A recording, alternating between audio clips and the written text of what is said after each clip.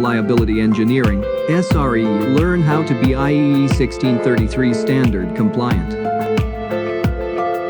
Literally, IEEE 1633 Software Reliability Engineering covers the key features of recommended practices for software reliability.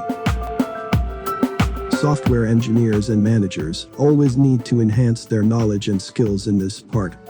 They need to learn best practices and safety checklist. Compare and contrast software FMEA, SFMEA, and software fault tree analysis, SFTA. As you know, software reliability engineering is the key part of modern software industries, so each and every tech organization requires special attention to create high-quality software and make sure if those work as per standard. To match IEEE 1633 standard, learn which parts need special attention.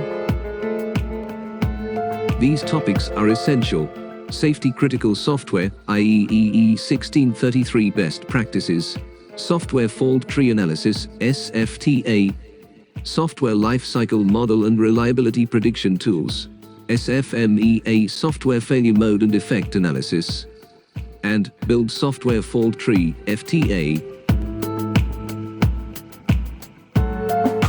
Tonex is built in for enterprises, small to medium sizes organization.